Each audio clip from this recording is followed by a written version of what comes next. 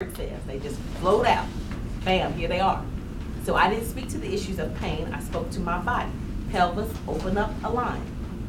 He also created the pain that women are supposed to have when they have babies. But when, Genesis. but this is the point that I will consistently say, and I'm gonna say this until I die. We have to realize that when Christ died on the cross, all travail was removed. Old Testament was Genesis, when we got travail from sin. New Testament was Christ, when he removed that. That's when you gotta speak to it where it is. And where it is God, you allowed your son Jesus to die so I wouldn't have to have this pain. You created my body to give birth. So why should it be painful? So I just need you to align my body to do what it's designed to do. Move everything out that is in the way of my body doing what it's designed to do. I actually shared this in Morning Grace yesterday because we were talking about just the fact that God only had to speak a thing and there it was. So he's given us that same power, we just don't use it. We've been trained that because women yell and scream on TV when they have a baby, that's what it should look like. I have 4 children. Only one of them gave me pain. Because once I learned what to speak to my body, then the other 3 didn't give me pain. It's all about what you are willing to learn as it relates to how God created you. The reason we struggle so much is we don't understand God's heart fully enough to be able to say, God, this is what you said. Now manifest it. Because at that point, it's on him. You see what I'm saying? Mm-hmm. So if you learn how your body is functioning, if you know that it's a certain part of your body that's giving you that pain, study that body part and figure out how it's supposed to work. And then speak to that, not the pain. I hear you. I got some learning to do. That's beautiful. And what Andrea is also saying, did you hear her say she didn't focus on the end result? Your last statement, you did not focus on the end result. No. No. In the whole manifestation process, you ask, you feel what you want their effect to be, and you let the rest go. You ask in prayer, and you get the feeling like it has already happened, and you try to maintain that emotional, feel-good state. And you let the rest go. Never, ever focus on the end result. He's got one for you. So where I come from in India, they have this philosophy where they say, don't look for the end results. Yes. Focus on the process. It's Absolutely. the process that makes sense. That's what, yeah. The world Indian teaches you sages- the opposite, right? The world teaches you the opposite. The opposite. Yeah. But we're not under the rule of the world. That's what we got to remember. We don't have to do it the way the world does it. That's right. We're supposed to be the example of how it's not supposed to be done. Yes. We don't follow suit just because the world said it. And I want to add to what Gopi said about not focusing on the end result, the process, because my son is doing a project at South High, and that is their goal, for them to concentrate on the process, Yes. not the end result. And that's the first I ever heard of that, so I'm like, That's the wait. new paradigm in education nowadays. It's not the end result because the computer can give the result for you.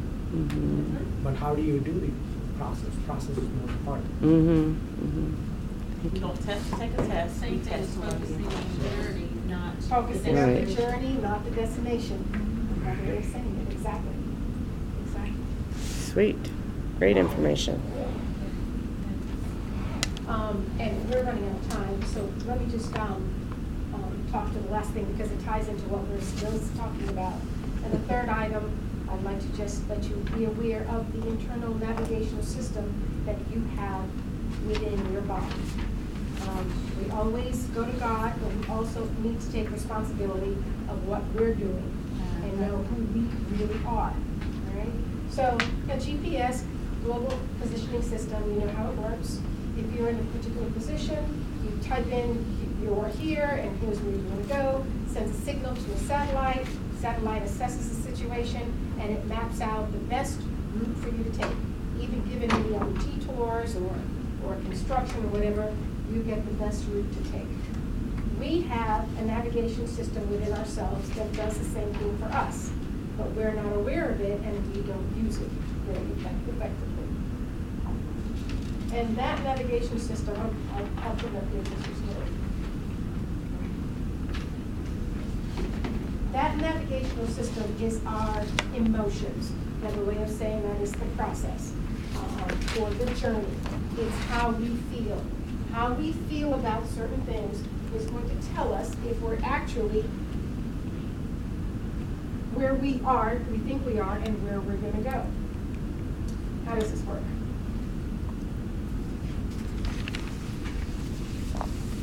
Forever and ago, I really thought of myself as being a very joyful person, extremely optimistic. Ask it, would you, Deandra? You know, Very optimistic. very optimistic, incredibly. My entire life, very enthusiasm. Passions up the yin yang. That is who I am. That is what I project through and through. That's what I project through and through, until I told you about this 1.5 year period that I've been forced to just be with me, be within, and actually see what kind of emotions are really down there and percolating up. And I'm realizing, oh my God, I really, let me see, I have a lot of fear. And there's a lot of sadness every now and then that comes up. As soon as I'm around my family, I'm on my face, and I'm just joyous and ebullient and what have you. And I'm realizing, am I really being who I project myself to be, or believe that I have been all this time?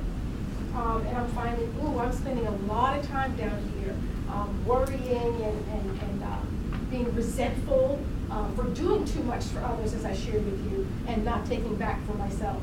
All these things are coming up. So am I really where I am, or am I really where I thought I was, very high on the feeling scale, or am I really down here?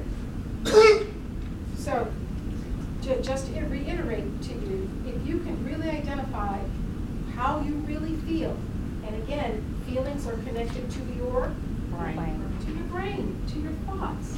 What am I really thinking? And these thoughts manifest themselves into feelings, and again, into my reality of I'm not enjoying life the way I really want to. I don't have this job that I really feel I should have. I don't have the income that I feel I deserve, and that I know I deserve. Why is that? Why is that? You've been on the bottom too long. I've been on the bottom too long, and I deluded myself, and I thought I was on the top. And if I think I'm on top, well, it should work, right? So now I'm on the bottom. I'm frustrated. Well, where am I? I can't get to San Diego from Phoenix if I don't know where I am. So number one, if you can identify exactly what your feelings are, that's going to tell you where you are in this whole continuum. That's number one. Number two, how do you move from way down here to way up here? The affirmations work. They help. They really do, as we said. But I find that throughout the day, I'm slipping right back to where I was before. Does that happen to you guys too? So how do I get out of this cycle? Well, one way of getting out of this cycle is one step at a time. Can you guys see? Yes. Not only with prayer, not only with exercise, not only with affirmations, but give yourself permission to realize, oh my God, I'm feeling a little bit depressed.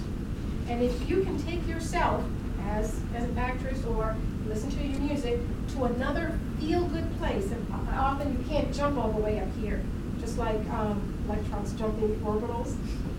You know, it's quantized. It's not allowed. If you can say, okay, I'm going to feel a little bit of rage, a little bit of anger. If you're depressed and you can take yourself a little bit higher to feel a little bit of anger, you've just moved up the scale a little bit.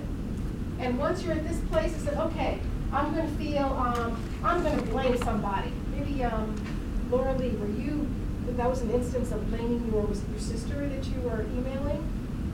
She was wrong, wasn't she? You had issues with her, right? No, she's just dealing with an old mother. Okay. But yeah, I mean, from her perspective. She was probably blaming you. Blaming you, yeah. Is that necessarily a bad place to be? Relatively speaking. But if you're down here and feeling a little bit of rage or revenge,